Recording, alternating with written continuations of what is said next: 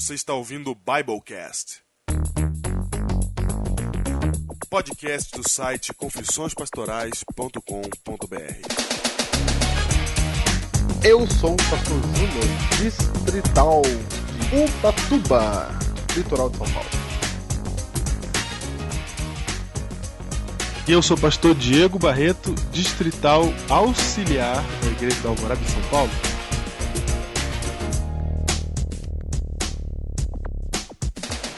E depois da curtíssima introdução da semana passada, Júnior, que não foi tão curta assim, porque o programa começou aos 20 minutos.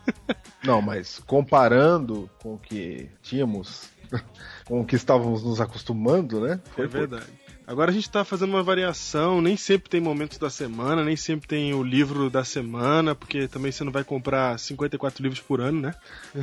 Então a gente vai fazendo de acordo com o que cabe agora, pra não ficar gigantesco sempre, né? Isso mesmo. E com o que cabe. E vamos ser mais objetivos também, né? Vamos lutar pra isso. Atenção, lutando. E-mail, Júnior, e-mails. E-mails. Vamos aos e-mails. Qual é o primeiro e-mail, pastor Diego? O primeiro e-mail foi um e-mail que recebemos na semana passada que nós não lemos por causa do tempo, e vamos ler agora rapidamente o que Roger Cabral, nosso herói do Biblecast, nos escreveu. É importante porque ele interagiu com o assunto. Ele escreveu, lembre-se que o Roger Cabral ele fez a série A Marca da Besta na igreja dele, né, Júnior? Foi, ele que disse isso. E ele pergunta se a gente quer mesmo o texto. Sim, nós queremos, porque vai que alguém que ouviu o Biblecast também quer fazer na sua igreja, você já deixa o texto pronto pra gente colocar pra download, certo? É isso, olha que maravilha. É isso. Ele achou excelente o reality show no podcast, certo? Opa! Principalmente a pequenina introdução do pastor Júnior, que diz: eu era uma pessoa comum, até que minha vida mudou. E o Roger também escreve o seguinte sobre os episódios 40 e episódio 18. Ele falou que tá ficando clichê já, dizer que os casts são excelentes, parabéns e tal. Aí ele fala o seguinte: vocês estão de brincadeira que vocês não planejam o que vão falar no cast. Agora fomos surpreendidos novamente. Na verdade é assim. Vamos fazer aqui Isso, vamos explicar, né? Bastidor. A gente decide o tema mais ou menos assim no dia. Não. Isso não é verdade, não. Temas,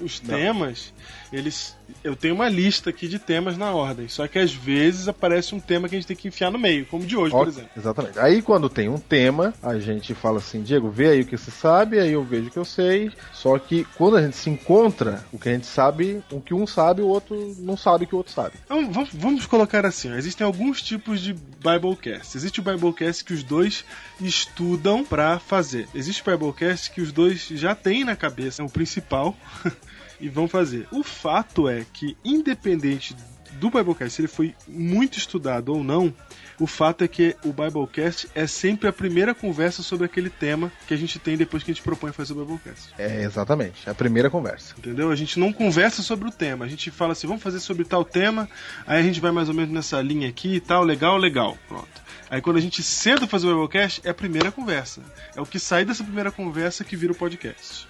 Ok? É isso aí, ok. Muito bem. Ele mandou aqui também o controle de download do Biblecast do site dele. Muito obrigado, é isso aí. Ok. Temos mais um e-mail para ler aqui. Hugo Oliveira mandou aqui um pergunte ao pastor. Nós estamos aqui analisando a sua pergunta. Em breve responderemos para você. Muito bem. Dalmorantes manda um e-mail também falando o seguinte: olá, pastor Diego, pastor Júnior, dando continuidade no e-mail que eu havia informado a respeito do podcast que vamos fazer, estou mandando o link da promoção que estamos fazendo para eleger um nome para o nosso podcast. O autor do nome mais criativo levará para casa um DVD do Paz Real. Olha aí. O site é o portalmaranata.blogspot.com. portalmaranata.blogspot.com. vai lá, dê um nome pro podcast deles e concorra ao DVD Paz Real. Olha aí. É isso. Ele falou que manda os parabéns pelo Biblecast 41, diz que foi muito bom mesmo. Vocês poderiam fazer mais Biblecast sobre profecias, pois são todos ótimos. Opa, calma que tá vindo. Calma que tá vindo. Olha aí, um pedacinho aí. Mas quanto à série Trindade Satânica, não vou nem comentar. Já comentando, risos. Risos.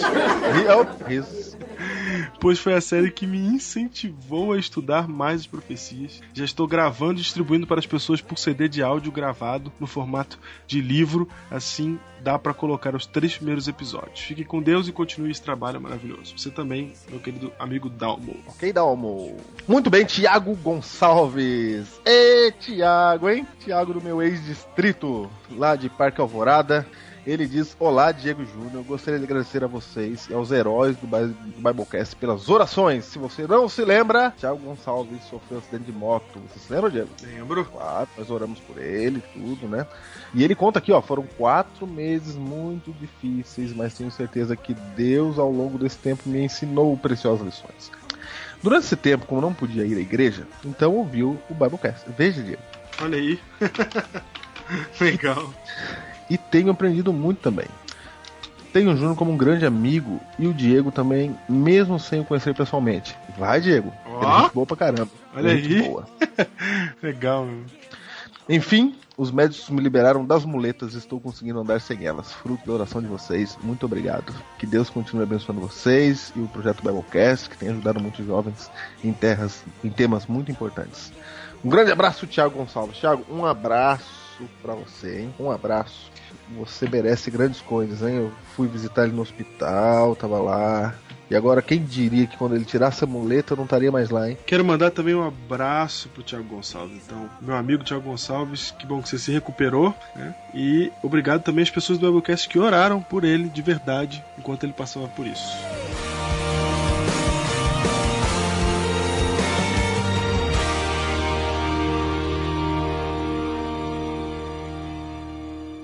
E essa semana aconteceu uma coisa que boquiabertou o Brasil, porque em rede nacional estava lá Pastor José Flores Júnior na Arena do Futuro, olha só. Opa! Tava todo pimpão, todo solto lá. Todo solto. Parecia que tava gravando o Biblecast. É, realmente. Toda vontade. Olha, vou falar pra você, viu? É um dom. Eu ia ficar que nem aquela policial que saiu no YouTube essa semana. E olha só, Pastor José Flores Júnior aparecendo na TV. E eu vou dizer mais uma coisa: em rede nacional ele soltou um Biblecast na cara das pessoas. Na verdade ele falou sensacional. Sensacional. A galera que acompanhava no Twitter na hora falou: nossa, Pastor Júnior mandou um sensacional. É isso. Gente, toda quarta às 10 da noite, tá? Muito bem. Tem reprise aí, vários horários. E chegou o momento, amanhã, dia 19 de março, é o aniversário de ninguém mais, ninguém menos do que Pastor José Flores Júnior. Musiquinha pra mim. Pra você, pelo seu aniversário, queremos que Deus lhe dê muita paz no coração. Primeiro aniversário que você faz no Biblecast, né? Sim, é. Só você que já fez. Verdade. Olha aí, aniversário do Pastor Júnior, gente. Opa! Mandem presente pra Ubatuba. Mandem as felicitações de vocês. Está aí. Parabéns, Júnior. Deus te abençoe. Muitos anos de Arena do Futuro, Biblecast. Olha aí. Mesmo nível. Mesmo nível, tá bom. Muito bem. Ô, Júnior, falando em deixar mensagens, eu lembrei de um detalhe importante. Qual? Porque o seu aniversário é amanhã, mas do Biblecast é daqui a 2 semanas. Opa! Diego! Vem aí. Vem aí o primeiro ano do Biblecast. Isso, nós esperamos até aí pra te enviar os presentes da mega promoção. Claro, vocês que estão nos perguntando. O Biblecast faz aniversário e quem ganha presente é você. Tá aí, viu? A gente não esqueceu, não. É um cara de pau. Que isso, Diego? Muito bem. E eu quero dizer pra vocês que vocês têm que mandar mensagens de voz para o programa de 1 ano de Biblecast. Vai ser um Biblecast especial. Especial. Os heróis serão os protagonistas desse Biblecast. Exatamente. Então você precisa fazer o quê para mandar a sua mensagem de voz? Você vai fazer como fez Itamar Bertoldi, de Espírito Santo, quando mandou para nós a conjugação do verbo cutucar. O que você vai fazer? Você vai fazer uma coisa simples. Você vai gravar em MP3 a sua mensagem e mandar pra gente. Ok? É simples assim. Isso. Mande testemunhos, o que aconteceu, com alguma coisa engraçada ou importante. Isso. Uma conversão que aconteceu pelo Biblecast. Você que ouve o Biblecast e nunca mandou uma mensaginha, é agora. Chegou a hora. Chegou a hora. Chegou a hora de você se revelar. Diga-nos quem és tu. Mande um e-mail, mande comentário. E principalmente, gente, é pra mandar mensagem em áudio, pra gente colocar no programa a sua voz, você falando alguma coisa, uma mensagem pra quem tá ouvindo, uma mensagem pro programa, o que você quiser, mande a mensagem em MP3. Pra onde você vai mandar a mensagem? Você vai mandar para contato@confissõespastorais, com 2 S, sem tio.com.br. Contato@confissõespastorais.com.br. Participe conosco. E o livro de hoje? O livro de hoje. O livro de hoje é, pela primeira vez, Diego, um livro, digamos assim, como direi? Secular? É secular, exatamente.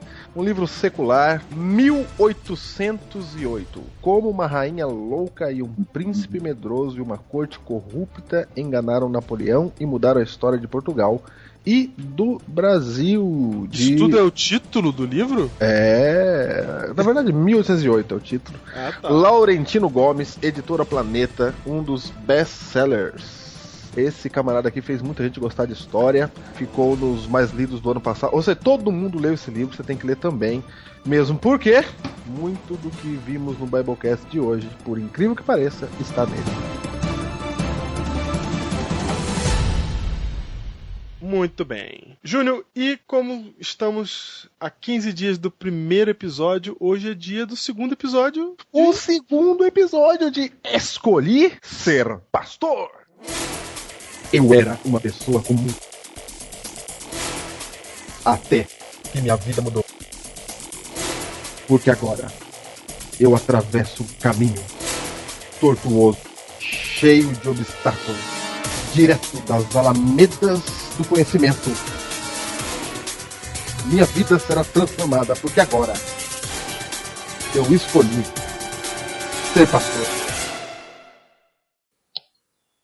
Aleph, Bet, Gimel, Dalet, He, Vav, Zain. Ô Vinícius, vamos parar. Parar com o quê? Vamos parar de estudar o hebraico. Você tá maluco, cara? Vamos gravar a participação no Biblecast, cara. Ah, é verdade. Biblecast. Biblecast. Estamos de volta, né? Como diria o pastor Diego sempre fala, estamos de volta. Aí, copiando. Mal chegamos. Nada se cria, tudo se copia. Mal chegamos e estamos querendo tomar conta. Bom, aqui quem fala é Vinícius, aluno do primeiro B do curso de Teologia do NASP-EC. Do B, né? Beleza. Eles já sabem isso. Você é? Wagner Aguiar, aluno do primeiro ano. Turma A.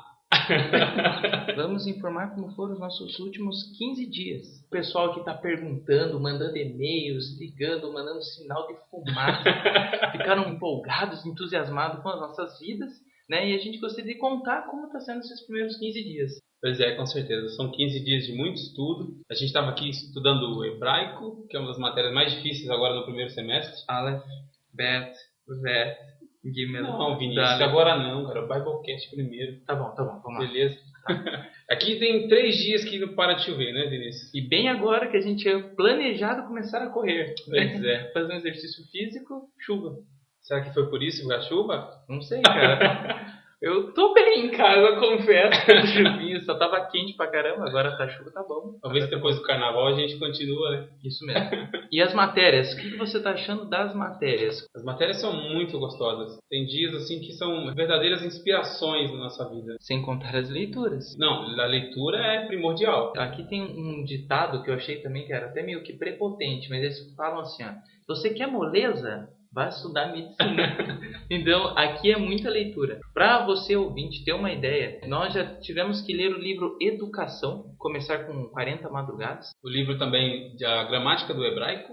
Temos também o Portadores e Luz, que temos provas toda semana, que é de História do Adventismo. Matéria de IGB, nós temos também toda semana um texto que a gente tem que fazer uma análise crítica, além do livro Introdução Geral à Bíblia. Estamos fazendo estágio. Eu estou na área jovem. Eu estou no estágio de escola sabatina. Olha só que maravilha. E é questão de semestre. A turma A está primeiro com a escola sabatina, enquanto a turma B está com o JA. No segundo semestre nós vamos trocar e aí eu passo a fazer a parte do estágio de JA e o Vinícius. Mas sabatina. Os B dos bons começam com o JA, né? Tá bom. E temos aulas teóricas sobre música e aula de coral dos teologanos. Que tá ficando muito bonito. Você achou? Eu gostei. Eu achei mais ou menos. Eu gosto de coral, eu particularmente gosto de coral. Mas então, Vinícius, e aí? Vem o feriado do carnaval chegando, o que você vai fazer? Aleph, Bet, Gimel, Dalet, Re, Vav, Zayin. É só estudar, cara. Não tem. O único curso que terá aula no NASF é o curso de teologia. E as trocentas páginas de metodologia e pesquisa que a gente tem que estudar também. Nossa, temos trabalho para entregar. Ó, se você quer estudar teologia, se prepare que é resenha, é análise crítica. Toda semana. Toda semana, é provinha. Meu amigo, pensa que é fácil? Vai fazer medicina. Qual é a sua impressão do curso até agora? A impressão que eu estou tendo, Wagner, é interessante que eles não querem que a gente saia como um robô. Eles estão fazendo de tudo para a gente sair como pastores pensantes. Eles querem que a gente forme uma opinião. Eles não estão dando nada mastigado para a gente. Então a gente tem que pesquisar, tem que procurar e formar a nossa própria opinião. Achei isso muito interessante. Isso é verdade. O professor Renato disse uma coisa muito, muito certa na classe hoje. Ele disse que um pastor tem que ser um pesquisador. Ele tem que ter foco e compromisso com a missão. Exato. Acho que ele foi muito claro assim, nessa frase e muito feliz também nessa colocação, né? Desperta no aluno esse desejo de estar sempre estudando e pesquisando e sabendo mais, não somente nos 4 anos de faculdade, mas como também na sua vida ministerial. Bet, Gimel, Dalet. Vinícius. Biblecast, Vinícius. Você não entende, cara. Tem que entregar o alfabeto pronto. Não, daqui a pouco. Você tem mais alguma coisa para falar? Eu tenho. Quero te perguntar. O quê? Quando você veio para o colégio, você veio cheio de opiniões, de vontades, de coisas que você queria fazer e realizar. Isso já mudou? Alguma coisa na tua vida já mudou nesses 15 dias? Olha, por incrível que pareça, eu já senti mudanças na minha vida. Eu sou casado, né? Desculpa aí, mulheres. O Wagner é solteiro, né, Wagner? Depois você passa um currículo ali. O Wagner pediu para eu colocar uma foto, porque ele está procurando alguma mulher, alguém que queira ser esposa de pastor. Qualquer coisa, manda seu e-mail para W. Não, dá o e-mail aí. Mas procura lá no Twitter que você acha. Fala da tua vida que é melhor. Fala eu sou casado, né? Pastor Diego, coloca aí, pastor. Sou casado e eu tinha alguns desentendimentos com minha esposa. Coisa de casal. Eu era muito impulsivo. E eu estou sentindo aqui no NASP uma grande diferença no meu relacionamento com a minha esposa. Sinto que é um dos melhores momentos que eu estou tendo com ela é aqui. Porque sou mais calmo, estou mais tranquilo. Aqui eu estou sentindo uma proximidade com Deus maior. Nossa, que bom, Vinícius. Que bênção na sua vida. Com certeza. Legal. E eu pensei que minha esposa ia odiar aqui. E ela só chorou 2 vezes. Eu pensei que ela ia chorar quase todo dia. Ela já está começando a se adaptar. Já estou mais feliz e calmo. Pelo menos isso, né? Uma dor de cabeça mesmo. E ela está estudando também? Está estudando pedagogia. Legal. Bacana. Viu que maravilha? E você? O que você está achando desse curso? Qual foi a sua impressão nesses primeiros 15 dias? Bom, eu confesso que eu cheguei um pouco eufórico, né? Tinha algumas coisas que eu queria fazer, eu preciso fazer isso, eu preciso me envolver em tal aspecto, em tal projeto, eu quero fazer isso, eu quero fazer aquilo. Mas eu senti que nesses 15 dias, Deus está me dando uma calma também, de falar, olha, você tem um tempo de preparo, você vai ter tempo de fazer isso, deixe que eu vou te guiar. E eu estou colocando cada vez mais o seu sobrenome é guiar, né? Exatamente. Deus está a guiar. Ele te deu esse nome para você não esquecer, você me esquece ainda, rapaz. Mas eu estou muito feliz com o curso e esses 15 dias estão sendo maravilhosos. E Aleph, Bet, E vamos, cara. Agora a gente tem que estudar, hein? Tá bom. Pessoal, um abraço para os heróis do Biblecast. Pastor Júnior, Pastor Diego. Isso aí. Um abraço para vocês também. Um abraço, isso aí. Vamos lá. Até então. mais. Aleph, Bet, Vet, Gimel, Dalet, He, Vav, Zayin.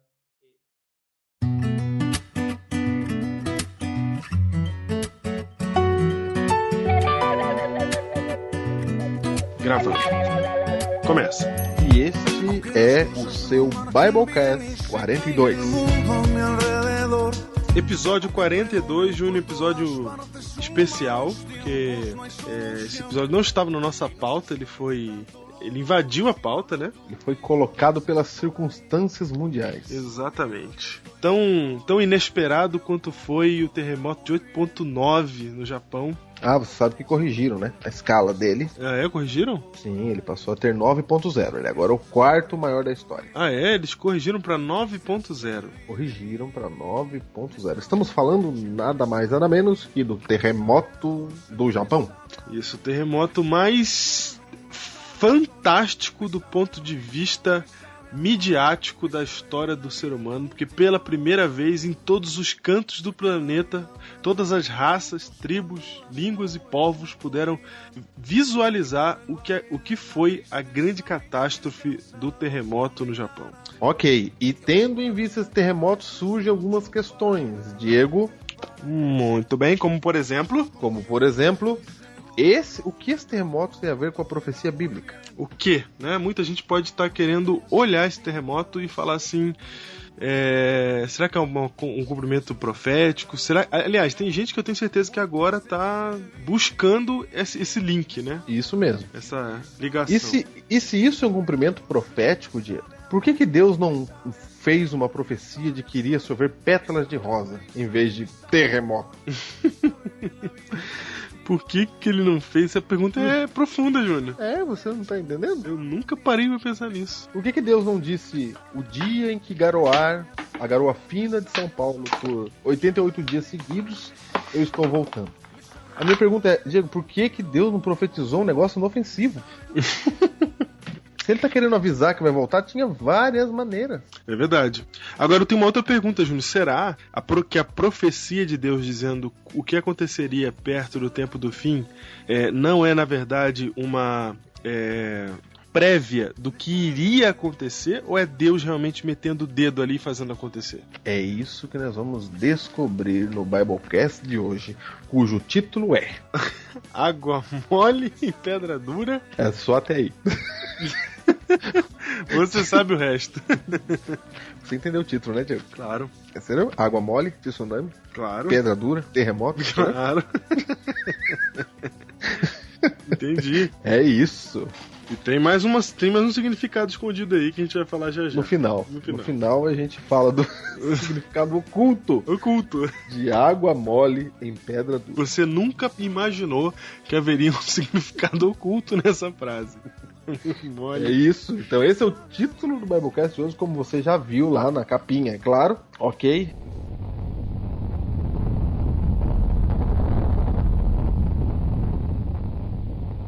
Falaremos então sobre o terremoto do Japão, só que respondendo a essas questões que nós já enumeramos, e vamos falar especificamente de terremotos como sinal da volta de Jesus. Exatamente. Na verdade, a gente vai usar essa tragédia do Japão como uma referência, na verdade, ao terremoto mais estrondoso que houve, o terremoto da profecia bíblica, porque na profecia bíblica tem um terremoto, Júnior. Tem um terremoto. Vamos ler lá? Vamos lá, vamos ver. Apocalipse, capítulo 6, verso 12. Estamos falando aí do 6º selo do Apocalipse. Júnior, o que são os selos do Apocalipse? Os selos do Apocalipse são... Ou seja, quando João tem a visão do Apocalipse, ele encontrou um livro selado, certo? Certo. E ninguém podia abrir o livro, a não ser o Cordeiro. Está em Apocalipse capítulo 4. Só o Cordeiro era digno de abrir o livro. E o livro estava selado com 7 selos. E os selos são abertos, um a um, por aquele que é digno de abri-los, o Cordeiro, ok? Ok. E estamos então falando da abertura do 6º selo. Mas o que acontece quando o selo abre? Ah, sim, ok.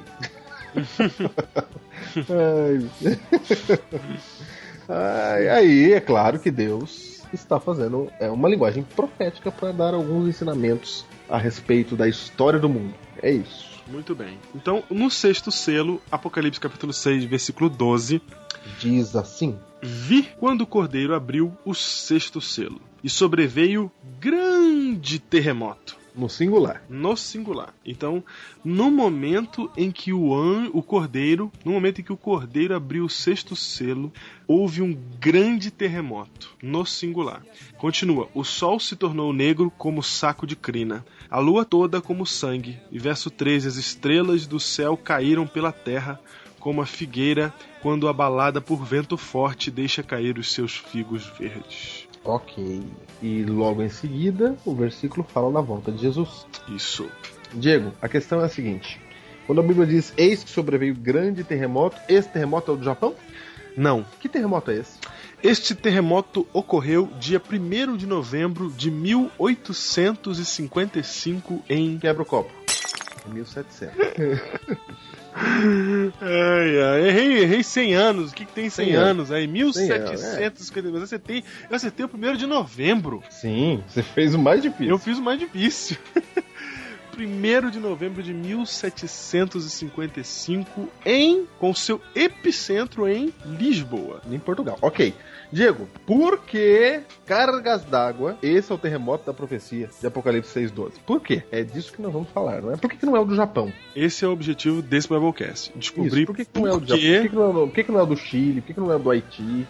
Na verdade, é essa compreensão profética de que este grande terremoto, de que o momento em que o 6º selo é aberto é em 1755, é uma compreensão, na verdade, antiga dos cristãos que estudavam Apocalipse no período aí do século XIX, e ao mesmo tempo é uma antiga e esquecida. Hoje em dia eu conheço só um grupo de religiosos que pensa dessa maneira. Ainda, né? Ainda é. E... nós, no caso. No caso não. Revelar. No caso não. Um grupo de religiosos, nós, que ainda acredita que esse grande terremoto é o terremoto de Lisboa de 1755. Então como você falou que é a compreensão dos teólogos lá antigos, é claro que, como o tempo passou, deveria rever o terremoto e colocar o do Japão agora, né? Exatamente. Por quê? Porque lá até 1890, aliás, até 1999, talvez até 2010, né? O maior terremoto qual era? Era o terremoto que eles tinham visto. O grande terremoto, o maior terremoto da vida deles, da história, registrado na história, até então tinha sido esse. Como houveram... Então a resposta era a seguinte: por que é o terremoto? Porque era o maior. Essa era a grande resposta. Essa era a grande resposta, porque era maior. Por que é esse? É o maior. E tem outra coisa, Júnior. Não é só porque ele é maior. Ele é o maior e ele está na ordem bíblica. Opa, como assim? Ele precede os outros sinais. Opa. Então, o sol ele se tornou negro como saco de crina depois... Você tá falando que isso aí já foi também. Ah, sim, tô falando que já foi. Você fala isso com uma naturalidade, né? É verdade, é verdade. O sol já ficou negro. Já ficou, gente. Vocês não estão sabendo? Então, vocês não viram? Que dia que ficou negro, Diego? Quando que o sol se tornou negro? Diego, a gente tá falando várias coisas aqui reveladoras. Ó, foi no dia 19 de maio de 1780. Esse dia ficou conhecido como dia escuro. Este dia é conhecido até hoje como dia escuro. Isso. Por que aconteceu nele? Ficou escuro. Ô Júnior, o dia escuro, ele aconteceu no mundo inteiro? Como é que foi? Não, olha só. Esse foi um fenômeno que assustou os moradores da Nova Inglaterra, uma região que abrange 6 estados norte-americanos: Connecticut, certo? Ok. Maine, Massachusetts, New Hampshire, Rhode Island e Vermont, todos no norte do país. As pessoas relataram uma grande escuridão. O sol sumiu quase de repente e o meio-dia transformou-se em meia-noite. Tudo ficou escuro e tenebroso. Naquele dia não houve eclipse. Não houve. É. E na verdade, Júnior, as pessoas falam que era uma escuridão densa, que você acendia, porque na época não tinha lanterna nem luz elétrica. Você acendia o lampião e ainda assim não conseguia ver direito. Isso são relatos de pessoas na época. Se você quer encontrar mais sobre isso, coloque o dia escuro no Google, ou New England's Dark Day, certo? O dia negro da Nova Inglaterra. Você vai encontrar lá dia 19 de maio de 1780. Tá relatado isso. Tá. Tá relatado. Ou seja, gente, houve um dia na história que simplesmente o sol apagou. Aí fica estranho, né? As pessoas falam, não, o sol apagou, como é que foi isso? Então, preste atenção, não é que o sol apagou mesmo. Não é que de repente teve um dia que sumiu o sol. Não, é que nessa época o sol tava lá. E aconteceu alguma coisa que a sensação das pessoas é que o sol tinha apagado. A sensação, na verdade, não é nem que o sol apagou, é que densas trevas impediam as pessoas de ver o sol. Ok. Entendeu? Essa era a sensação. É porque, entendeu? Eu tô falando isso só porque alguém pode pensar que a gente tá dizendo aqui que teve um dia que o sol não brilhou. Não é isso. Nem é isso que a Bíblia está se propondo também. Lembre-se que a Bíblia ela não fala em termos de ciência. Então, quando ela fala assim, por exemplo, que as estrelas caíram como figueira, o vento batendo na figueira, ela não está dizendo que realmente as estrelas, que são aqueles objetos, aqueles corpos celestes. Você foi profundo agora. A Bíblia não é científica com relação à linguagem científica de hoje. Isso. Certo? Não. Se a Bíblia fala estrela caindo, ela está se referindo à estrela cadente. Não, e ainda bem que ela não fala linguagem científica de hoje, Júnior, porque a ciência, ela presume a sua automodernização. Ela não é dogmática em ficar sempre no mesmo ponto. O que significa que a linguagem científica de hoje, daqui a 60 anos, pode ser outra completamente diferente. Então, se a Bíblia falasse hoje a língua da ciência de hoje, daqui a 60 anos ela seria obsoleta. Isso mesmo. Então, ela fala fora disso aí, ela transcende a linguagem científica. Então ela fala do jeito que o ser humano vai entender. Quando ela fala que o sol se tornou negro, não está dizendo que o sol escureceu, está dizendo que alguma coisa fez com que o dia virasse noite. Quando ela fala que a lua toda ficou em sangue, não é que sangrou a lua. Entendeu? Não é que... Com aparência de sangue. Exatamente. Vermelha. Exato. Né? Quando cai a estrela do céu, não é que tá caindo realmente. O sol, não é? É que você tá olhando pro céu e tá vendo chuva de meteoros. Estrela cadente. Fala nisso, Diego. Essas estrelas caindo do céu aconteceu também no dia 13 de novembro de 1833. Opa, depois do grande terremoto, depois que o sol se tornou negro como saco de crina. A lua foi no mesmo dia do sol, só pra ficar claro aí. Muito bem, no mesmo dia, no dia 19 de maio de 1780, a lua também ficou como sangue. Isso mesmo. Ok? Ok. Então Diego, recapitulando. Você sabe que essa chuva de meteoros aí, essa queda das estrelas que ocorreu em 1833, ela foi tão intensa, Júnior, que os relatos são de que as pessoas conseguiam ler o jornal em plena noite com a luz das estrelas caindo. Você vê que não é um dia que teve 5 estrelas cadentes a mais. Não é assim, alguém olhou pro céu e falou, nossa, tá caindo, né? Não foi isso não. Foi, meu Deus. Foi uma chuva espetacular de meteoro que o Diego vai colocar um link de uma gravura que fizeram na época. Eu vou colocar então. Exatamente. Tô olhando agora pro desenho feito naquela época para você ter uma ideia de como é que foi essa chuva de meteoro. Como é que foi essa queda das estrelas. Se você tivesse lá e visse isso que tá aqui desenhadinho, você ia falar simplesmente uma coisa, ainda mais com conhecimento da época. Você ia falar, as estrelas estão caindo. Diego, agora chega de churumela e vamos logo ao que interessa. Chega de churumela. Recapitula isso aí. Veja só. Vamos lá. Lê de novo Apocalipse 6:12 e vai recapitulando. Vi quando o cordeiro abriu o 6º selo. Abriu, e sobreveio um grande terremoto. Ou seja, 1º de novembro de 1755. Isso. O sol se tornou negro como saco de crina. Ok. Lua toda como sangue. Opa, foi 19 de maio de 1780, na ordem. E as estrelas do céu caíram pela terra. Opa, 13 de novembro de 1833. Como a figueira quando se abala por vento forte deixa cair os figos verdes. Ok, é isso. Ou seja, o próximo evento é a volta de Jesus. Não tem mais nada pra acontecer. Não, aliás tem, né? A volta de Jesus. Sim. Exatamente.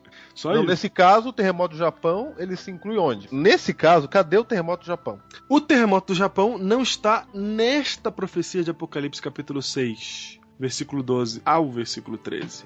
Porque esta profecia aqui está falando dos grandes marcos que apresentam a abertura do 6º selo, o fim da história humana e o momento da chegada de Jesus. Ok, antes de você falar onde está o terremoto do Japão, segura aí que nós vamos voltar para esses grandes marcos aí, que a gente colocou data, certo? Ok. Vai em Mateus 24 agora, pra você ver que a gente não tá tirando isso do nada, da nossa cabeça, etc.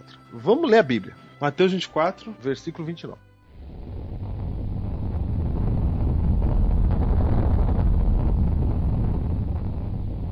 Logo em seguida, a tribulação daqueles dias... Para aí! Opa!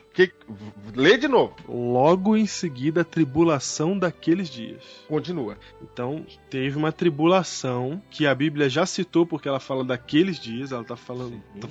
Tá se referindo a algo que ela já se referiu. Ok. Logo em seguida, a tribulação daqueles dias, o sol escurecerá. Opa. A lua não dará sua claridade. Opa. E as estrelas cairão do firmamento. Opa, mesma ordem, Isso. mesmo evento. A mesma coisa. Mesma coisa. Só que tem um detalhe. O terremoto não tá aqui, né? O terremoto não está aí porque Jesus já falou de terremoto no mesmo capítulo. Exatamente. No mesmo sermão. Exatamente. Ele falou anteriormente. Exatamente. O terremoto foi acrescentado por João lá no Apocalipse. Exatamente. Então, vou te dizer uma coisa, Diego. Diz aí que esse terremoto, o sol escurecendo, a lua como sangue, as estrelas caindo do firmamento, seriam logo em seguida a tribulação daqueles dias. Que tribulação é essa, Diego?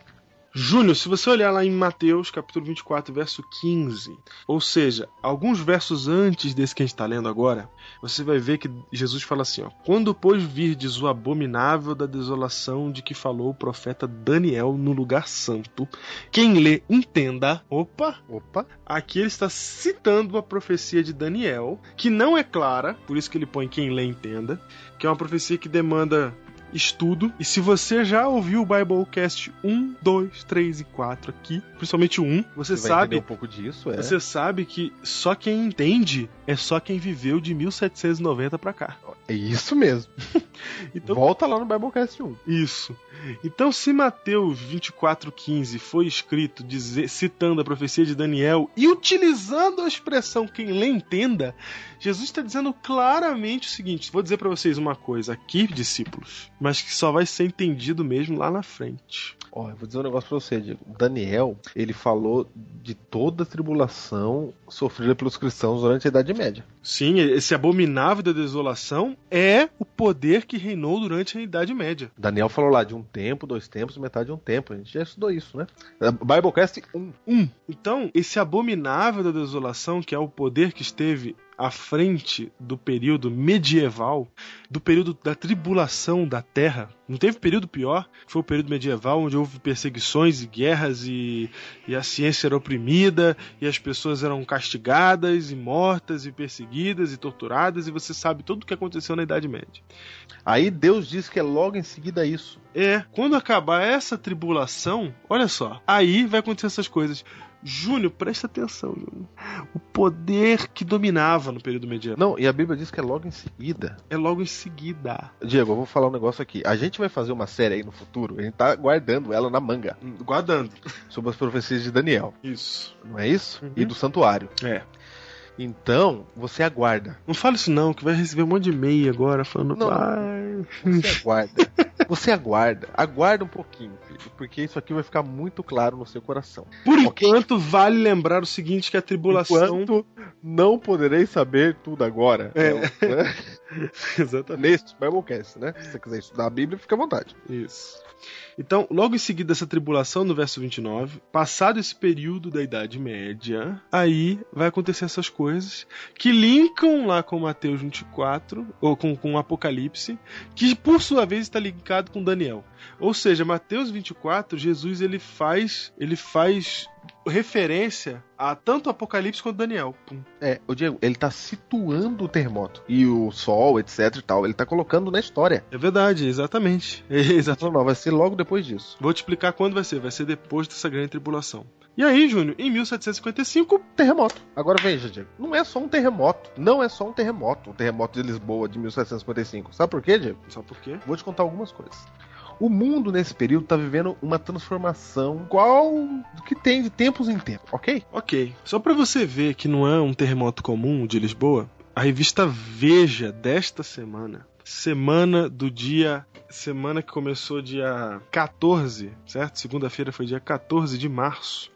A Veja desta semana tem um artigo de 2 páginas só sobre o terremoto de Lisboa, cujo título é Deus Tremeu. Olha aí, ó. Olha Por como... que será que a revista Veja está citando isso? Olha que o título não é o maior terremoto. Não. O título é estritamente religioso. É isso mesmo. Quando Deus tremeu é o título. Quando Deus tremeu é o título. Agora, Júnior, explica por que é o de Lisboa. Vou explicar. Veja só. Diego, nesse período, estamos falando do século XVIII, ok? Ok. Ok.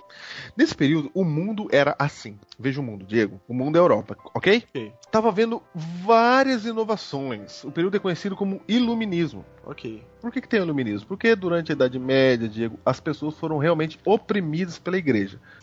É chamado, não de o dia escuro, mas o período escuro. A Idade Escura. A Idade Escura. Ou seja, a igreja oprimia. Age. Se você questionasse, a fogueira era o seu fim. E não é que eu tô falando mal de igreja nenhuma, mas a única igreja que existia nessa época é a Igreja Católica, como instituição formal, etc. Ok? Ok. Então todo mundo sabe disso, é história, é fato. Mas no século XVIII começa a acontecer algumas coisas. Só para você saber, na Inglaterra começou o mundo a ser movido a vapor. Certo. Certo? Uhum. Revolução Industrial. Em 1768 deram origem ao tear mecânico, a essa nova tecnologia a vapor, a Revolução Industrial, a locomotiva, o navio, a impressora a vapor, tudo isso apareceu ali. Por toda a Europa, os salões, cafés, teatros, museus, galerias fermentavam ideias e criações inovadoras que haviam de marcar definitivamente a história da cultura e das artes. Na Alemanha, o escritor e poeta Wolfgang von Goethe terminava a primeira parte de Fausto, a obra-prima.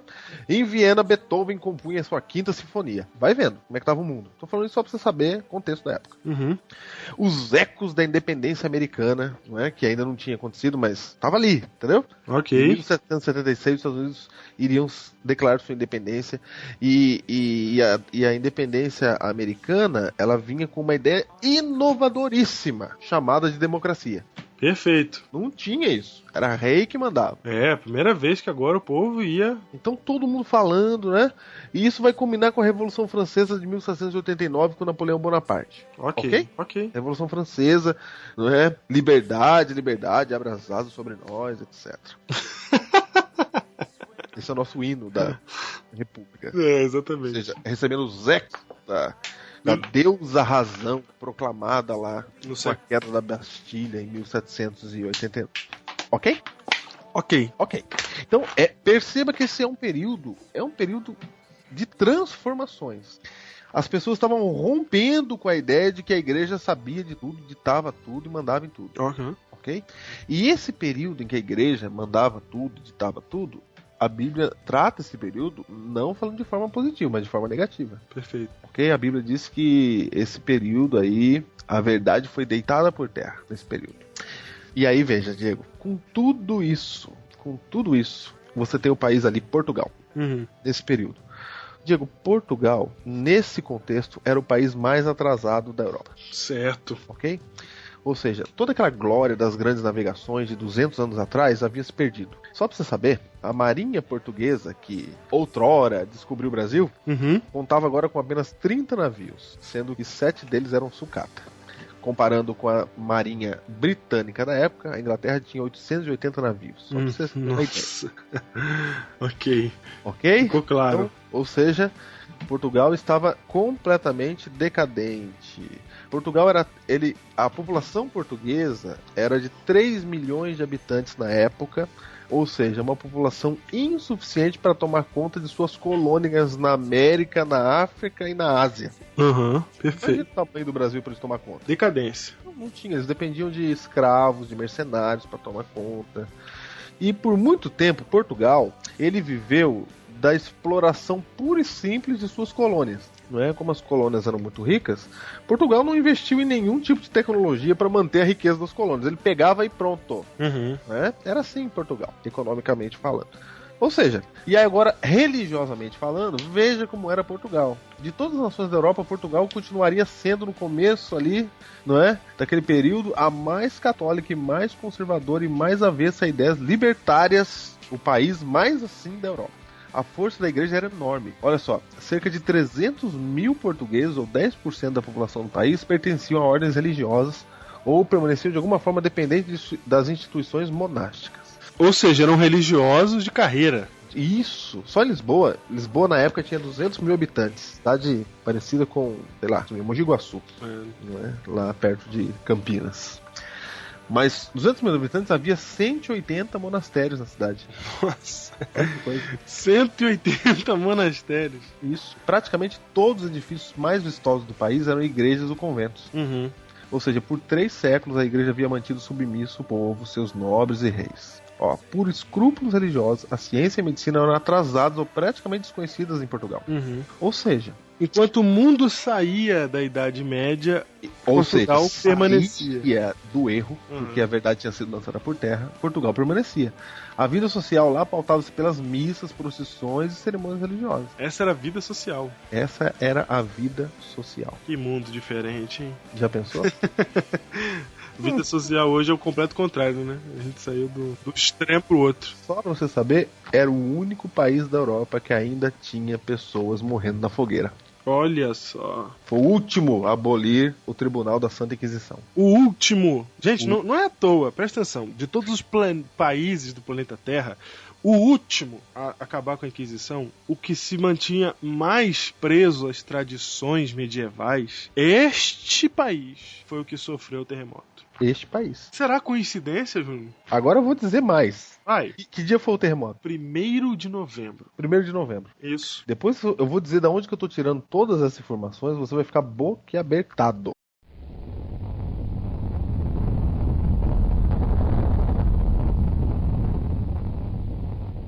Muito bem.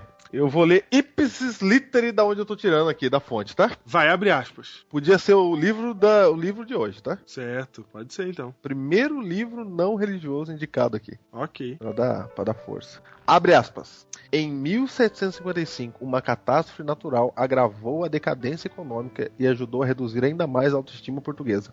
Na manhã de 1º de novembro, dia de Todos os Santos, Diego. Opa!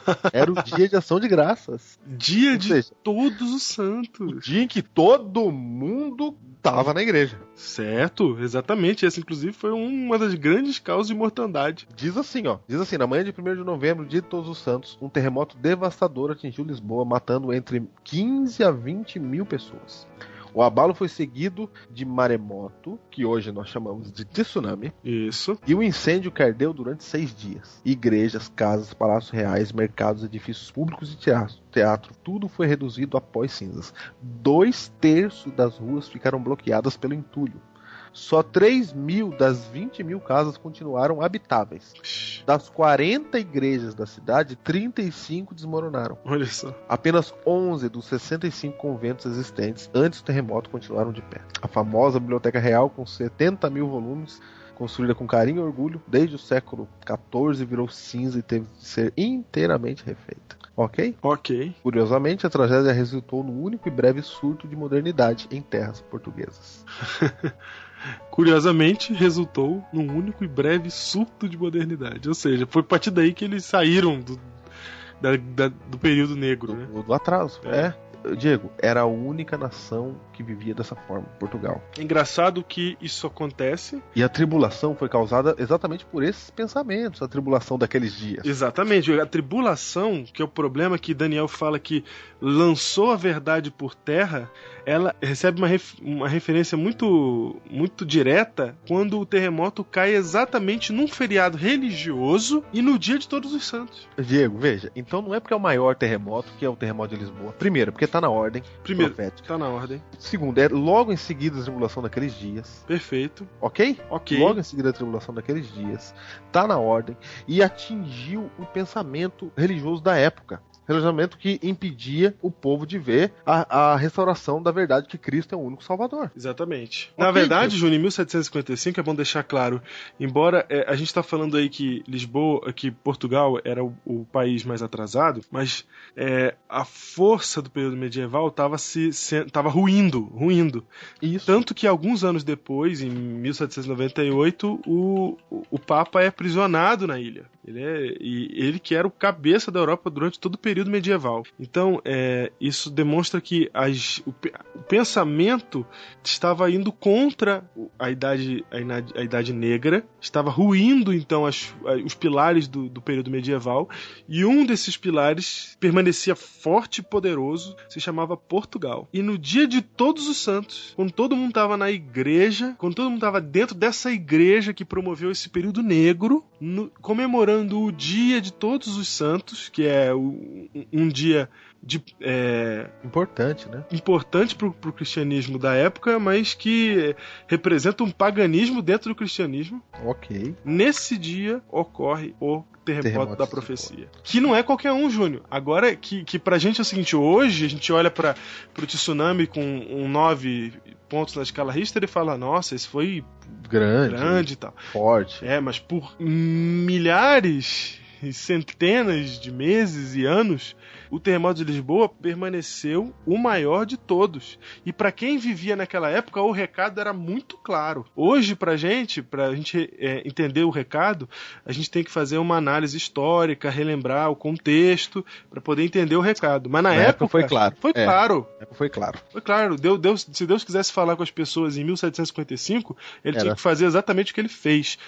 Um terremoto, o grande terremoto maior de todos, o mais absurdo, exatamente no dia do feriado religioso, no único país que sustentava ainda a Idade Negra, a Idade Média. E o que a revista Veja falou desse terremoto? Comente o artigo. Por que a revista Veja fala que Deus tremeu? Exatamente porque... Quando ela fala Deus, ela está falando do conceito religioso da época. Exatamente porque esse terremoto caiu num dia religioso, num período em que o mundo saía de um extremo enfoque religioso e passava e migrava para a ciência. Inclusive é sobre isso que ele fala. Ele diz no artigo que a ciência é a nova religião. O mesmo crédito que nós dávamos à religião antes, nós passamos a dar para a ciência. E aí ele fala que a ciência está tremendo hoje, porque a tecnologia japonesa não conseguiu deter o terremoto de hoje, né?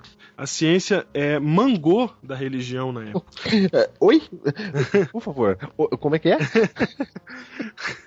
A ciência caçoou, mangou. Não, eu gostei do outro. Como é que é? Mangou. Não, mangou ficou muito bom. Mangou da religião na época. Por quê? Porque o terremoto que devastou Lisboa foi exatamente no dia religioso. Então vejam, Júnior, até quem não tinha nada com religião percebeu, fez a ligação de um evento com outro, de um evento com a situação. Essa ligação é tão forte que hoje, 200 anos depois, vem um autor aqui, numa revista secular, e fala do terremoto de Lisboa. Fazendo essa ligação. Fazendo a mesma ligação que a gente está tirando da Bíblia aqui. A mesma ligação que foi feita na época, a mesma ligação hoje foi referenciada essa semana numa revista secular. Ok. Olha que maravilha. E se você pesquisar sobre o terremoto de Lisboa, em qualquer lugar você vai encontrar esse contexto que a gente está passando aqui. Ok, agora precisamos responder 2 perguntas que faltam ainda, que nós enumeramos lá no início. Ok. Primeiro, então, e o terremoto do Japão? Não faz parte da profecia? Faz. Não como um marco, ou seja, não é esse terremoto que é pra alarmar você. É isso. Não, na verdade é pra alarmar, sim. Não, mas eu digo só esse. Ele não faz parte de um... Ele não é ponto de referência na história. Vamos colocar assim. Ok. Porque o primeiro, de Lisboa, ele é ponto de referência na história. Entendeu? A lua se transformando em sangue, o dia que o sol não apareceu e a queda das estrelas, eles são pontos de referência históricos. É pra mostrar pra qualquer um que estiver olhando para a linha da história, aonde começa o tempo do fim e aonde está chegando perto a volta de Jesus. Muito bem. Agora ficou claro isso? Então agora vamos para os outros detalhes desse alarme, desse alerta que Deus envia. Mateus 24, versículos 6, 7 e 8.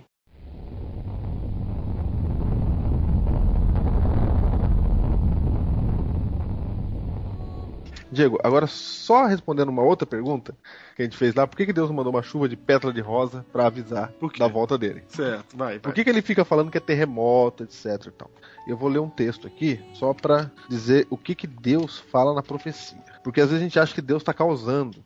Não é assim? Exatamente. Que Deus tá causando. Mas olha só, João capítulo 13 e o verso 19 diz assim, Evangelho de João 13, verso 19. Abra sua Bíblia aí. Aqui diz assim, ó, o motivo das profecias bíblicas. Por que Cristo profetizava? Por que a Bíblia profetiza? Por que Deus profetiza? Não é? Ele não profetiza pra ficar se mostrando, pra dizer que ele é o cara. Na verdade, ele profetiza por isso. Só veja aqui, ó. Desde já vos digo, antes que aconteça, para que quando acontecer, creiais que eu sou. Olha. Ou seja, Deus não está dizendo que ele está causando, ele está dizendo, eu estou dizendo que vai acontecer assim. É. Na hora que acontecer, você está sabendo que eu sei, eu vejo o futuro. É isso. É isso. Então, quando acontece o tsunami, quando aconteceu no Japão, ou o que aconteceu em Lisboa, que matou um monte de gente, não é Deus falando assim, olha gente, eu vou botar o meu dedo aqui e vou matar um monte de gente nesse dia. Não, ele tá falando assim, essas coisas elas vão acontecer, eu vou avisar antes só pra dizer pra você que eu sei o que tá acontecendo. Isso, para que quando você vir essas coisas acontecerem, você não entra em desespero achando que Deus abandonou o mundo. Exatamente. Ele não abandonou, ele tá dizendo assim, ó, você tá admirado? Eu já disse que ia acontecer isso. Ok? Perfeito. Ok, então por que ele não falou que ia chover pétala de rosa? Porque nunca vai chover pétala de rosa. É porque ele estava apenas dizendo o que iria acontecer, não o que ele iria causar, mas o que iria acontecer. Perfeito. Ou seja, ele está lendo o futuro para que quando acontecer, por isso que ele falou antes que aconteça, para que quando acontecer você saiba a Bíblia é verdadeira, tem Deus mesmo, ok? Ok. Então vamos lá para Mateus 24, versículos 6 a 7. Ó, Jesus falou assim, ó, e certamente ouvireis falar de guerras e rumores de guerras. Agora olha o que ele diz aqui, ó, vede, não vos assusteis, porque é necessário assim acontecer, mas ainda não é o fim. Opa. Porquanto se levantará nação contra nação, reino contra reino, e haverá fomes e terremotos em vários lugares. Porém, tudo isso é o princípio das dores. É isso. Percebeu que lá em Apocalipse 6:12 fala, houve um grande terremoto. Isso. Aqui fala vários em vários lugares. Exatamente. Ok? Então é profecias diferentes. São profecias diferentes. Ok. Júnior, uma coisa importante saber é que sempre aconteceram terremotos, mas nunca nessa frequência que tem acontecido hoje, né? Aí isso não é só você que está dizendo, não. Eu vi um comentarista na Globo News, na sexta, no dia do terremoto. Ele estava dizendo assim, ó, gente, eu não sei o que está acontecendo, nós acho que estamos vivendo um período aí diferente da história, porque eu nunca vi tantos terremotos com tanta força em espaços, intervalos tão pequenos entre um e outro. Se referindo ao terremoto do Chile, do Haiti, não é? Lá da Ásia, não é isso? Aham, perfeito. Ele mesmo, os especialistas estão pasmados. Agora, olha só, Diego, um detalhe importante. Que é o do verso 8. Isso. Cristo falou que tudo isso é o princípio das dores. Aqui ele se refere a dores de parto. A palavra para dores em grego é odin, que é a palavra apenas para isso. É a dor específica das dores de parto. E como são as dores de parto, Diego? Júnior, eu nunca fiquei grávido, mas eu ouvi falar... Eu já fiquei. Ah, você já ficou? Já então fiquei. O ano passado eu estava grávido. Então você sabe melhor do que eu. Sei, vou contar. Conte. Estava eu no último dia da Semana de Mordomia Cristã do ano passado, na igreja, na Santa Ceia, na igreja de Arujá, aqui em São Paulo, quando minha esposa fez carinha de dor. Fez carinha de dor. Fez carinha de dor. E ela no lava-pés falou assim, puxa, não tô conseguindo participar do lava-pés, etc. Mas ela ficou até o final do culto, entendeu? Uhum. A dor vinha, mas não era tão forte, etc. Ok? Ok. Porém, quando acabou o culto e eu tava na porta cumprimentando as pessoas, ela já tava chorando. Assim, entendeu? Entendi. Diferente. Uhum. E começou a mudar. A dor começou a aumentar e os intervalos entre elas passaram a diminuir. E aí você estava lá, Diego. Quando você chegou, você presenciou Gislaine em trabalho de parto. Foi, não foi? Foi. Foi, no hospital de emergência. Você teve a oportunidade de vê-la lá deitadinha. E você viu que ela estava realmente sofrendo. Exatamente. Realmente com dor muito forte. Ou seja, quando o Cristo falou que as dores são como as dores de parto, estava dizendo, gente, não é para você prestar atenção no terremoto, é para você prestar atenção na frequência e na intensidade deles. Frequência e intensidade, porque é isso que você presta atenção nas dores de parto de uma mulher. Só um detalhe interessante, Diego, no terremoto de Kobe, do Japão, de 1995, a gente se lembra desse terremoto, ok? O terremoto de Kobe, ele foi 7.1 na escala Richter. Ok. E ele foi considerado o maior dos últimos 70 anos. Ok. Tá percebendo? Foi colocado no bolso. Ou seja, 7 pontos na escala Richter. Não, hoje, se você falar pra uma criança, pra um adolescente hoje, um terremoto de 7 pontos, o que o camarada fala hoje? Júnior, eu vou te dizer o que ele fala.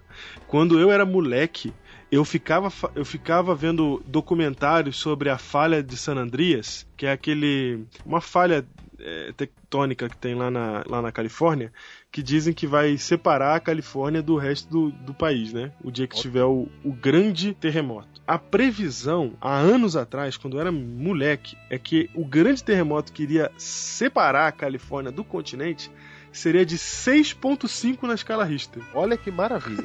Isso era a previsão. Eles achavam 6.5 absurdo. Por quê? Porque não tinha isso. Não tinha terremoto de 6 na escala Richter na minha infância. Não existia. Era só história que podia acontecer. Tanto que o de 7 de Kobe foi o extraordinário. Exatamente. Muito forte. E foi muito forte mesmo. Foi. É que hoje tá tão forte, tão frequente, a notícia é todo dia, Diego. Diego, o ano passado tivemos 2 de 9. Foi ou não foi? Ou 8? Não, o 9 não. Foi de 7, de 8, 8 teve. Não, tudo bem. Mas você tem Haiti e Chile, um do lado do outro. E já tivemos lá em 2004 os tsunamis lá da Ásia. Isso. E você nem soube que depois do terremoto do Chile ano passado, lá na Ásia teve um outro também de 7, de 8. É tanto terremoto que a gente perde a conta. Não, perde totalmente. E eu vou falar pra você uma coisa. Eu tenho acompanhado as escalas Richter. E eu tenho acompanhado com interesse porque eu me lembro disso quando eu era criança.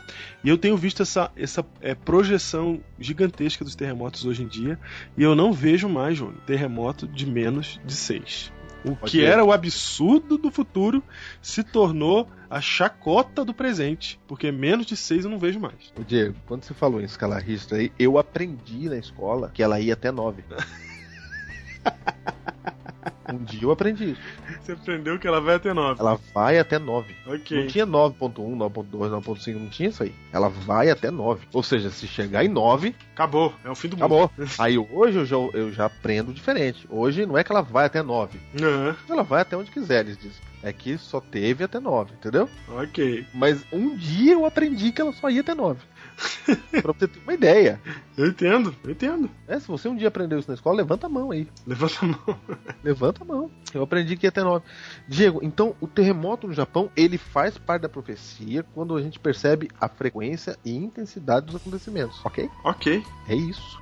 E eu quero ler aqui pra gente terminar com chave de ouro esse Biblecast tremendo. Tremendo, entendeu? Tremendo. Ok? Ok. Eu achei estranho. Eu falei, André, nossa.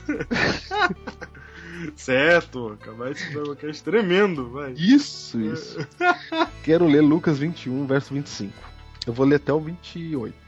Ok. Abra aí sua Bíblia. Diz assim, ó: haverá sinais no sol, na lua e nas estrelas. Ok, Diego?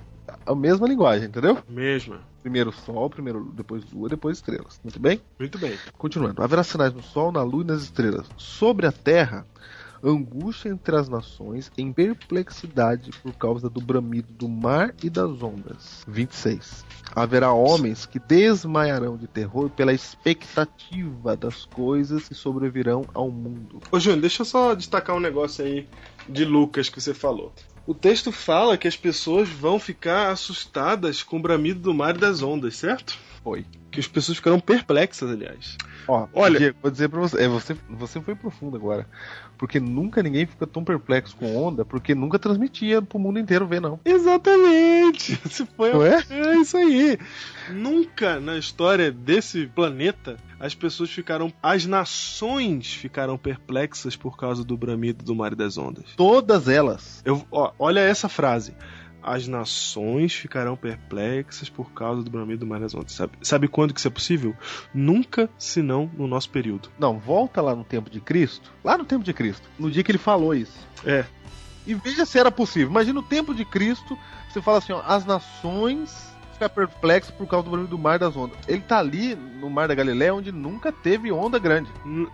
No sentido de tsunami. Isso, no sentido. É. Então tá ali. Aí você tá no Mar Mediterrâneo ali, entendeu? Uhum. Aí tem muita nação. Agora não, vou dizer mais um pouco, Júnior. Vamos vir mais pra perto aqui, vai pra 1755 e olha quem ficou perplexo com o que aconteceu em Lisboa. É só quem tava ali no redor. Olha, o pessoal lá da Grã-Bretanha ficou sabendo. Ó, lá em Lisboa veio uma água, arrebentou com tudo.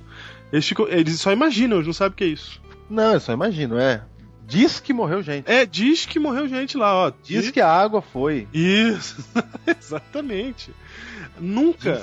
E enquanto isso acontecia, Júnior, aqui a gente nem sabia do que estava acontecendo, em outros lugares também, em vários países. Hoje a gente sabe porque a história registrou, mas você vê que é um registro histórico muito...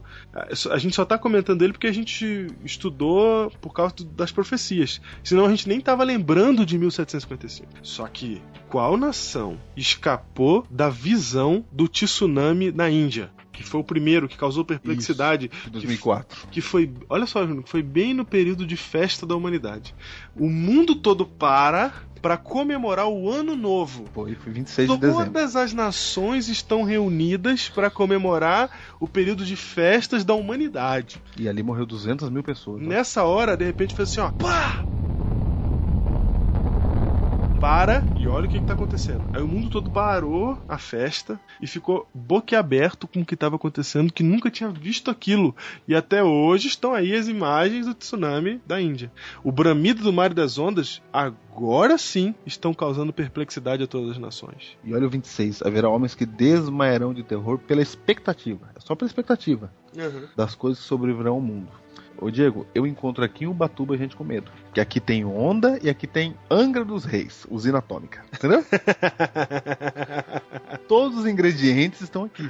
Então aqui o povo tá com medo não porque viu o terremoto, porque aqui é improvável que ocorra ok? Ok. Mas há uma expectativa pelas coisas que sobrevirão ao mundo. Há um terror. E Cristo falou, pois os poderes do céu serão abalados. Verso 27... Então se verá o Filho do Homem. Em todas as profecias, quando fala desses sinais, logo em seguida vem a volta de Jesus. Verá o Filho do Homem vindo numa nuvem com poder e grande glória. Agora olha o verso 28. Diz assim, ora, ao começarem essas coisas a suceder. Percebeu ao começarem? Percebi. Exultai. Aí Deus manda a gente se alegrar. Ele não manda a gente temer. Ele manda se alegrar. E erguei a vossa cabeça, porque a vossa redenção se aproxima. Olha aí. Diego, eu vou falar uma coisa pra você. Deus, se não tá acontecendo agora, eu não sei que dia, tá bom? Tá. Não sei quando vai acontecer. Se o que a gente tá vivendo hoje, essa sequência de terremotos, se não é isso que tá escrito aqui, eu não sei o que é então. Ou seja, Deus tá querendo falar com a gente. É por isso que o título do Biblecast é Água Mole em Pedra Dura. Ou seja, o nosso coração é duro. Mas Deus vai pingando em nós. Deus continua falando. Desde que você ouve. Desde 1755 que ele tá... Olha aí, gente. Aliás, não. Desde quando Jesus estava aqui que ele tá avisando. E o tempo está chegando cada vez mais. E presta bem atenção, gente. Presta bem atenção numa coisa. A Bíblia, há muito tempo atrás, preveu que as coisas seriam do jeito que estão e iam ficar cada vez mais intensas e mais frequentes. Então acompanhe a frequência. Júnior, desde 2 anos pra cá que eu não sei mais o que é um mundo sem terremoto. É todo ano. Eu não sei, é toda hora. E não é só terremoto. O que aconteceu aqui no Rio de Janeiro esse ano, entendeu? O que tá acontecendo agora no Paraná. O que tá acontecendo agora no Paraná, a gente não tá nem vendo direito por causa do Japão. É verdade, a gente não tá vendo. O Japão é tão grande que tá... O que tá acontecendo no Paraná, a gente já acha normal. Dos paranaenses agora. Tá todo mundo focando no Japão. E aqui o Paraná também tá mal. Você lembra a primeira chuva que deu, que foi em Santa Catarina? Você viu o Pantanal, meu, o que aconteceu? Foi. Não, agora a gente nem liga mais. Ah, choveu. Ah, tá bom. Meu, o Pantanal, os caras que tem as casinhas na fazenda tá dando dó. Tá dando dó, porque não tem pra onde correr. Só dá pra sair de lá de helicóptero. A casa do cara tá inundada e em volta tem jacaré e cobra. A casa dele faz parte do Pantanal agora. Olha aí. Quando a Bíblia fala ao começar essas coisas a suceder, Deus tá dizendo assim, ó, gente, vai começar e não para mais. E vai ficar mais intenso e mais frequente. Ó, eu cheguei pra um amigo meu nessa virada de ano, e quando deu a virada lá, meia-noite, né? Eu falei assim, ó, dá até pra você prever. Eu falei assim, ó, fica olhando, hein? Alguém vai morrer em algum lugar. E aí aconteceu o problema no Rio, né? Foi porque eu falei? Não, é porque tá acontecendo toda hora.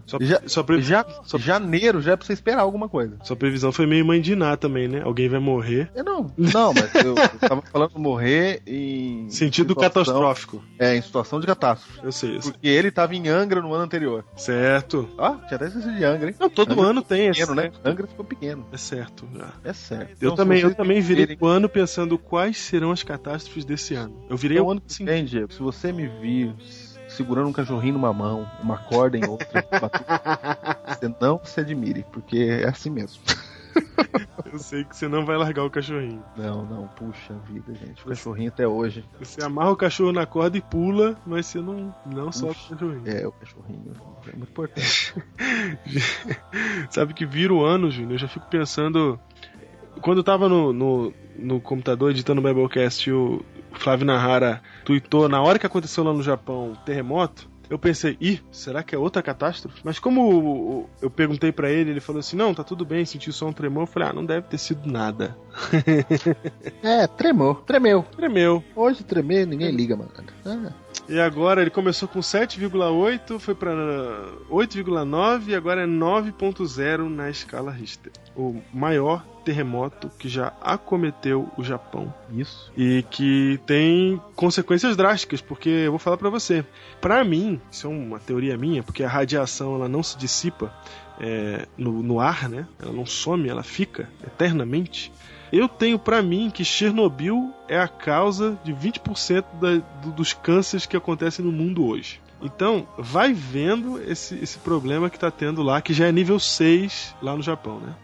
Numa escala que vai até 7, né? Numa escala que vai até 7. Então eles já estão controlando e tal, mas eles já assumem que escapou radiação, já tem 20 pessoas que já estão condenadas. Então, esse negócio cai no ar, acabou. Vai ficar no ar e vai se espalhar pelo mundo. Então, as coisas vão só piorando. Intensidade e frequência. Diego, eu vou dizer uma coisa pra você. Grito, entendeu? Tô gritando agora. Jesus vai voltar mesmo? Vai. Sabe que eu recebi um e-mail, Júlio? A gente recebeu um e-mail, na verdade, do Adrian Matsuyama, que a gente não comentou no momento dos e-mails, porque eu queria comentar aqui agora. E que ele fala que, para ele, esse acontecimento foi um evento profético, porque ele está realizando algo que ele, como morador do Japão, nunca imaginou acontecendo. O Japão, Júnior, é um país fechado, é uma cultura fechada, certo? Parece que eles conseguiram o êxito que os árabes sempre sonharam, né? De manter a cultura. A vila. Manter a vila deles. Eles conseguiram mesmo. E eles são fechados economicamente, eles exportam, mas não importam de ninguém. Então, economicamente, o Japão, independente como ele nunca se abriu para a tal da globalização que a Bíblia prevê para o fim dos tempos. Mas agora, com a crise causada por esse tsunami, os problemas econômicos, assim, incalculáveis que esse tsunami causou, o Adrian falou que as autoridades japonesas já estão comentando que, inclusive para receber ajuda internacional, eles vão ter que se abrir economicamente para outros países, fazer acordos com a América, com a União Europeia, coisas que eles nunca fizeram até hoje. Então, ele fala assim que, no e-mail que ele enviou, que para ele, isso é uma coisa que jamais iria acontecer se não fosse por um tsunami, se não fosse por uma catástrofe. E era uma coisa que não se imaginava como que poderia acontecer. Mas agora ele vê claramente como que isso está se realizando. Então, Jesus está voltando mesmo. As coisas estão acontecendo, quer a gente perceba ou não perceba. Faço votos que a gente possa perceber. Porque Jesus não falou essas coisas à toa. Ele não falou essas coisas só para alguns saberem. Ele que falou para avisar todo mundo. E está aqui sendo predito que o tempo do fim está chegando. Então, quanto mais o tempo do fim se aproxima, mais o pensamento humano, mais a filosofia humana vai se secularizar, vai se afastar de um pensamento espiritual direto e vai criar espiritualidade em outras coisas. Isso vai fazer com que na sua vida pessoal, no seu pensamento, pareça que Jesus está mais longe do que nunca. Mas ele não está. E a prova disso é que Deus está gritando. Porque eu vou dizer para você, Deus não permite que milhares de vidas sejam ceifadas à toa. Ele não permite que isso aconteça à toa. Deus tem um propósito. Ele permite que essas coisas aconteçam porque ele precisa salvar o maior número de pessoas. Então isso é um alerta, é o mundo gritando, é o planeta falando, o tempo está acabando, as coisas estão ficando cada vez mais insuportáveis. As catástrofes, os acontecimentos estão cada vez piores. O mundo está dizendo que alguma coisa está indo de mal a pior. E esse é um alerta dado por Cristo há muito tempo atrás, para que nós estivéssemos de olhos abertos e alertas para o retorno de Jesus. E você que é adventista, você que é jovem aí da igreja, por favor, erga sua cabeça, viu? E anuncia aos seus amigos que Cristo está voltando. Mas anuncia mesmo, tá? Porque é isso que está acontecendo. Deus, ele nos chamou para falar essa verdade e ele está dando todos os sinais. Ele diz assim, quando você olhar para figueira, né? Lá, a parábola da figueira, quando seus ramos se renovam, quando virdes essas coisas, sabeis que está próximo o verão. Diego, Cristo tá voltando e a gente tá preocupado em falar de outra coisa. A gente tá preocupado em quem vai namorar, se vai namorar alguém que tá na igreja, que não tá na igreja. É isso que a gente tá preocupado. Qual música vai cantar no Qual música vai cantar, é isso que a gente tá preocupado. Você tá preocupado se o culto foi legal, se tem qual cantor que tá no culto. É isso que você tá preocupado. Mas Cristo tá dizendo, filho, por favor, coloque a mala nas suas costas e fala de Jesus. Porque a gente tá falando de Jesus sem a mala pronta. E aí não faz efeito. Entendeu? É verdade. Não faz efeito. Você tá dizendo que Jesus vai voltar, mas você tá vivendo como se a sua vida fosse aqui mesmo. Os pais, sabe o que eles sonham pros seus filhos da igreja, Diego? Sei. Os pais sonham que eles tenham um bom emprego e ganhem dinheiro. É isso que os pais estão sonhando. Os pais não sonham que os filhos sejam pregadores do evangelho. É, Como não. assim, pastor? Os pais não sonham. Estão preparando os filhos para esse mundo. Para este mundo e não para o que está acontecendo. Diego, é por isso que você não tá firme na fé. Porque você foi preparado para viver aqui, para olhar as coisas daqui. Cristo está chamando tua atenção, falando, filho, você não é daqui. É para você olhar para outro lado. Eu estou voltando. Prepara, arruma a tua mala e fala que Cristo está voltando. Que Deus abençoe você. Nós vamos para o lar. Jesus virá em glória para chamar os seus filhinhos. E os mortos viverão para encontrá-lo lá no ar. E os vivos mudarão, transformados pela glória. E ao Jesus chamar,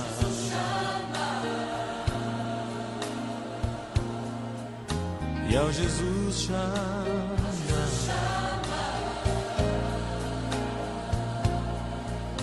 e ao Jesus chama, meu Jesus virá em glória pra chamar os seus filhinhos.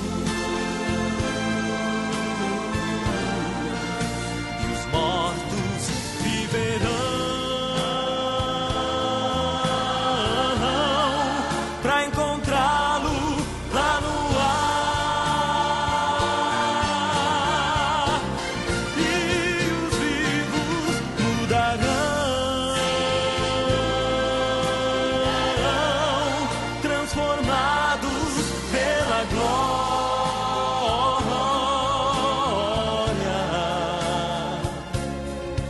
E ao Jesus chama, e ao Jesus chama,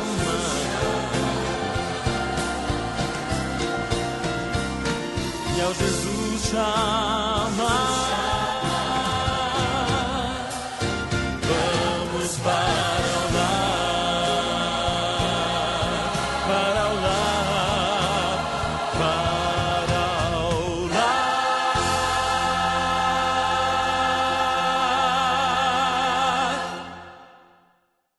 Exatamente. Ok? Ok. Então, Ok. a gente vai. Ok? Ok. Ok. Então vou te dizer uma coisa, Diego. Hum. Ok? Ok. Ok.